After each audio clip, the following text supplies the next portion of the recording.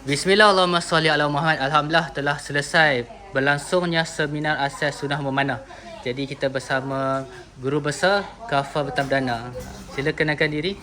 Okey, saya Ustazah Masyitah binti Nasiruddin. Saya bukanlah guru besar, saya just ketua guru Kafah Dewan Betam Perdana. Alhamdulillah. Jadi bagaimana pelaksanaan selama 5 hari di sini? Boleh kongsikan feedback? Okey, alhamdulillah.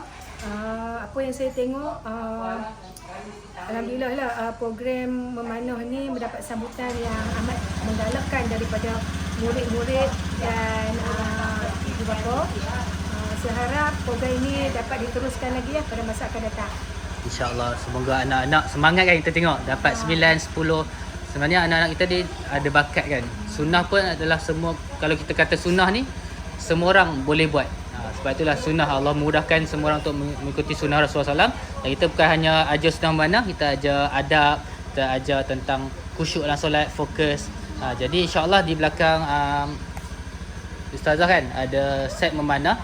Satu set insyaAllah jika ada pihak yang lihat video ni menyumbang atau ingin mewakafkan, kami akan salurkan kepada kafah-kafah yang bekerjasama sekali lah. Jadi ada sedikit kata-kata aluan ataupun penghargaan serta galakan kepada kafah-kafah lain untuk turut bersama. Okey, tinggi penghargaan saya ucapkan kepada penyumbang untuk program seminar ini, jurulatih, guru-guru serta murid-murid yang terlibat. Saya galakkan kepada kafah-kafah yang lain seboleh-bolehnya ambillah peluang ini untuk meningkatkan lagi fokus murid untuk belajar dan sebagainya lagi. InsyaAllah, terima kasih banyak. Kami pun amat terharu dengan sambutan parents.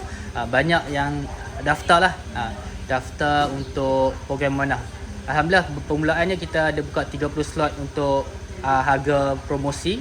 Sebab ada orang sponsor separuh lah, dan alhamdulillah penuh, dan ada yang sanggup bayar harga biasa lah. Kami sangat terharu dan mengucapkan terima kasih. Doakan lagi untuk share luas video ni, lebih banyak sponsor, lebih banyak lah peluang untuk ramai lagi orang untuk dapat menikmati belajar sunnah manah. Terima kasih Ustazah Masyitah daripada Kafah Betam Perdana. Okay, insyaAllah banyak bakat-bakat terpendam ni. Nanti kita akan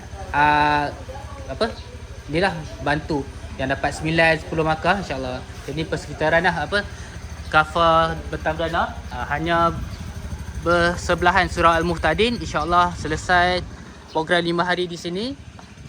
Sambutan yang sangat luar biasa. Boleh lihat video-video sebelum ni selama 5 hari mengikut darjah 1, 2, 3. Dan insyaAllah kita tidak berhenti sekadar di sini insyaAllah, dan berkat sumbangan anda semua yang lihat video ni, pakat-pakat infak RM10 seorang ataupun RM1 seorang pun insyaAllah kita dapat mengekalkan program ini secara berterusan dengan harga mampu bilik, bahkan secara